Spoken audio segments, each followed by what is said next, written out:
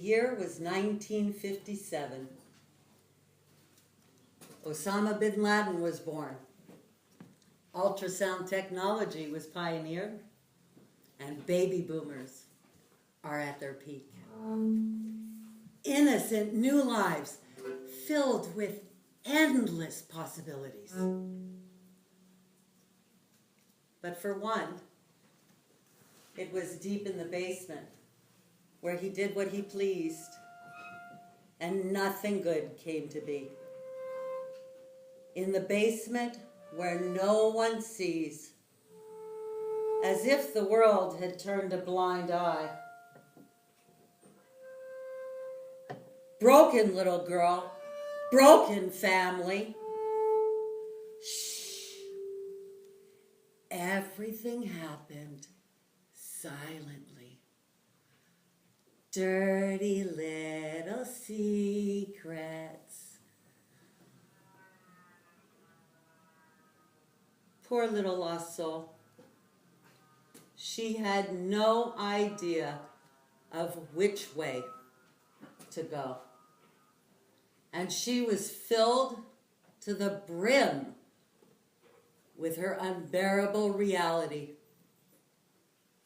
from those who didn't give a damn, and painful was from those who did care, but they just didn't understand. And in their attempts, it only deepened her wounds, leaving her screaming in agony as her sanity wavered beyond the norm and into the DSM-3. Labels came slap upon her name, judgment and pain. Bipolar, post-traumatic stress, anxiety, depression, dissociative disorder, and borderline personality. Like a fucking tossed salad. A smorgasbord with a wide variety. But no one was willing to go beyond their comfort zone. But they were able to open their mouths and spew their 2 cents of how they think she should be.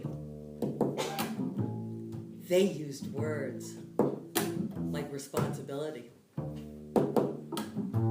Words like act normally.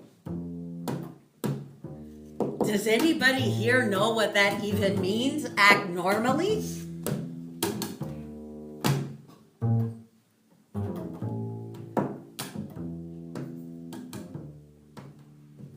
She's left with flashbacks and fragmented memories, like a puzzle with missing pieces. Because you see, this story is about me. And this is supposed to be my light stuff.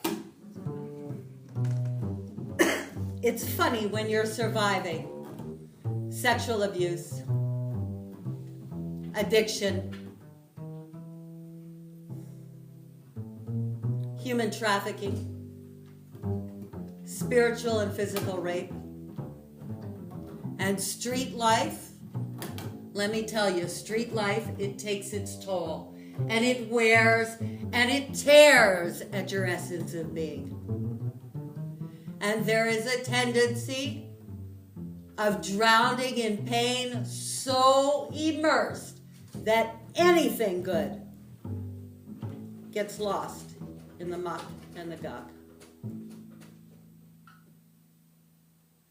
And I'm racking my brains out to find fragmented acts of kindness from my fragmented memories from a time when I was too blind-sighted to see. Because back then, I lived an awful reality.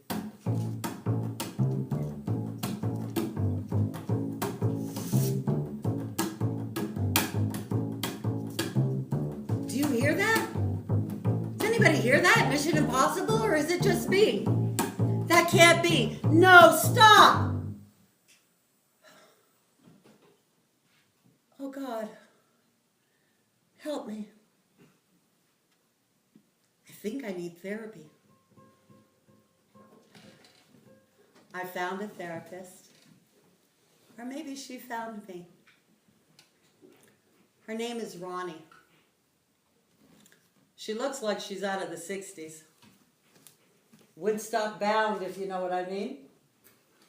And she says to me, I don't have a lot of experience working with people like you. With my kind of issues. Now, I thought that was her first mistake. So fuck it. On my next appointment, I showed up late. And this short, round woman, she put me in my place with such ease and with such grace. And all she did was tell me to wait in the hallway for about the same amount of time that I had been late. And she glanced over her shoulder and smiled at me. And I thought, oh shit. So this is how it's gonna be. And our relationship was solidified. We agreed to meet once a week on Tuesdays. She was the driving force. She created a safe place, a safe space within a tiny little concrete box called her office down at the JCC. Now, I told her my story, and I went deep. I shared all the horrors that had happened to me. I told her about being bound in the basement as a child, where no one sees, and how the smell of mothballs now sickens me. I shared about the human trafficking, sold like a commodity, drugged and tossed into the trunks of cars crossing state lines. And I told her about the beatings. I shared as if I was a million miles removed from that reality. As if it was somebody else's story. But on a Thursday,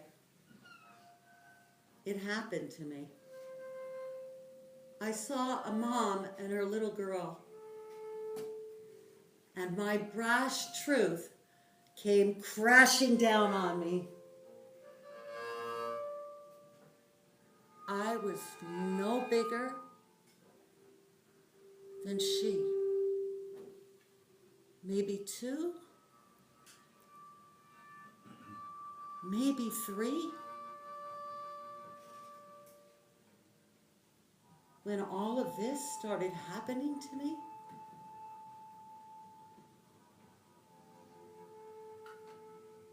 And the powers that be had created an opening for me. Ronnie had a cancellation. And behind my protective shades, tears filled my eyes as I traveled back up the Spadina line.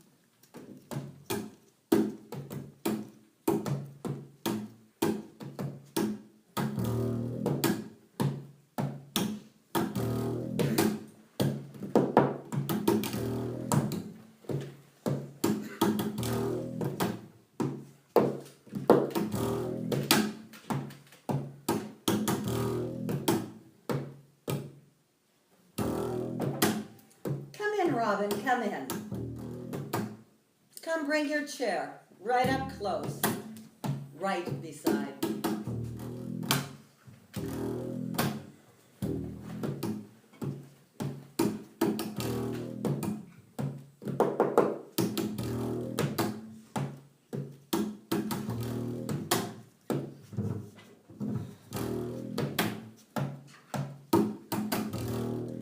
What have I done? My heart is pounding.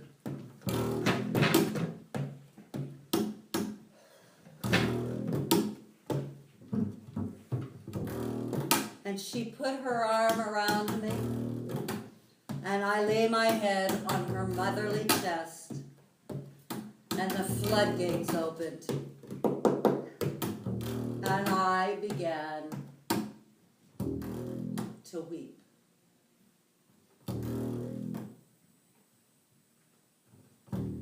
And then she gives me homework for next week. Create an inner child dialogue. Learn about self-parenting. I do resent having to clean up the mess that was imposed on me.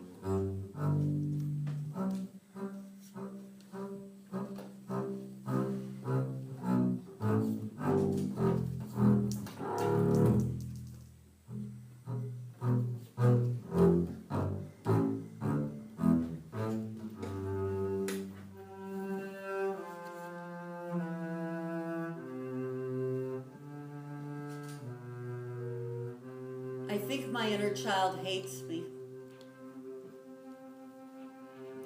She doesn't want to talk to me. She doesn't trust me. I can't say that I blame her. I didn't even know she existed.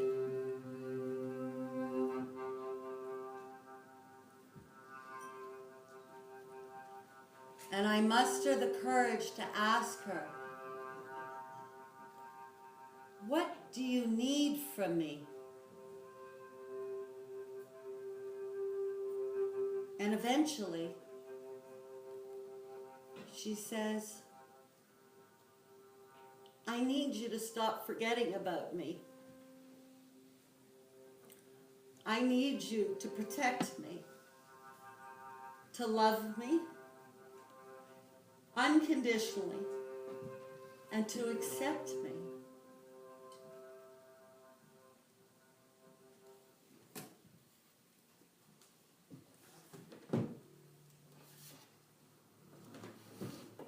And eventually, in time, with effort, my inner child begins to forgive me.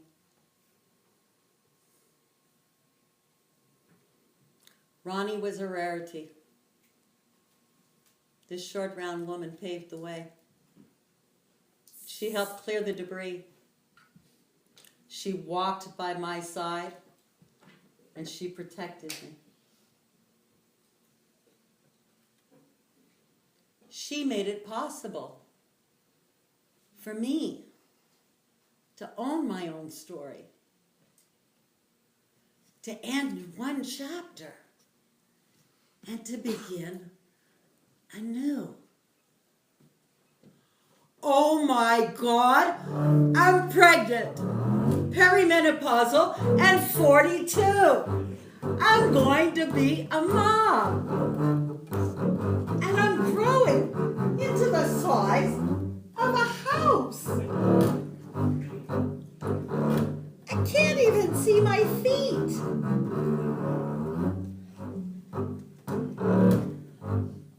It's July 13th, and she's due. Still July 13th. Maybe it's July 13th. Today's the day. It's the 23rd.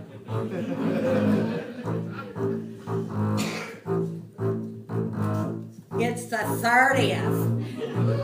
And still no sign of her. Oh God, no, wait.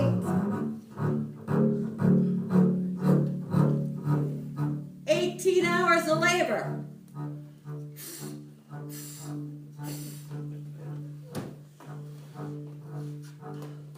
23 hours. 25 hours. They're going in because she's not coming out.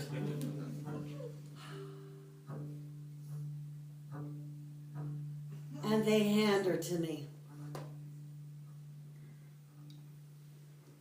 And I fall in love instantly.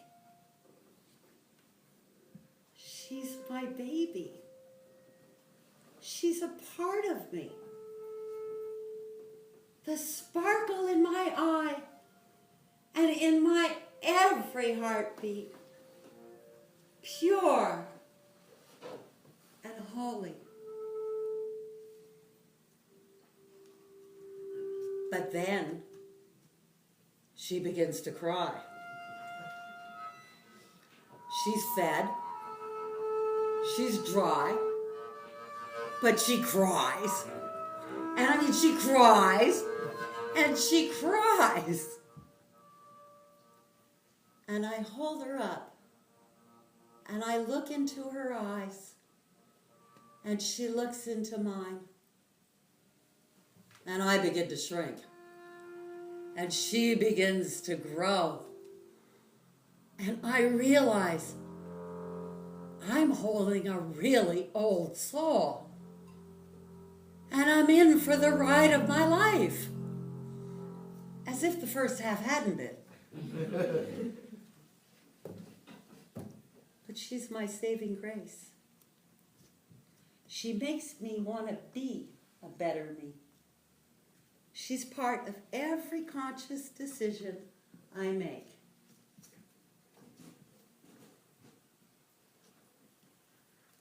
And she deserves a mummy who is emotionally present. And that's not always easy for me.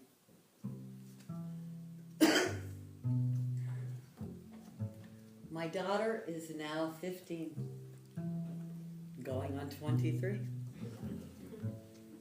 And I'm not God to her anymore. Perfect me has been long outgrown. Dang, in a couple of years she'll be off to university. What's to become of me?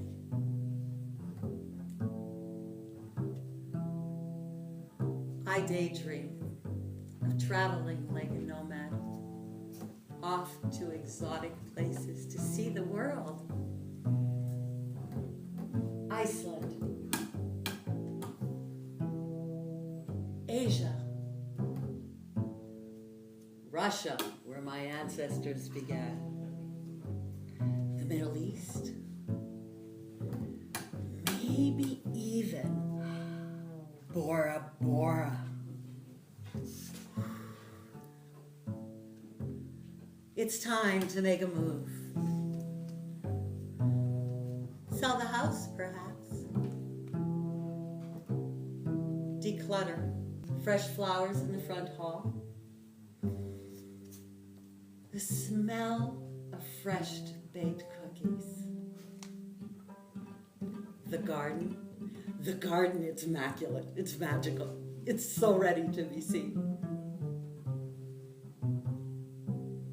The sign for sale goes up with mixed feelings.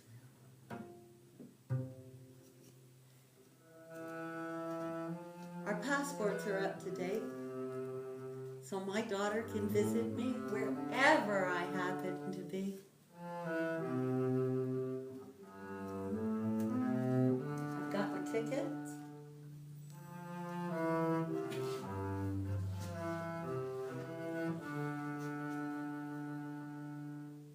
Can I get a taxi to Ray Street?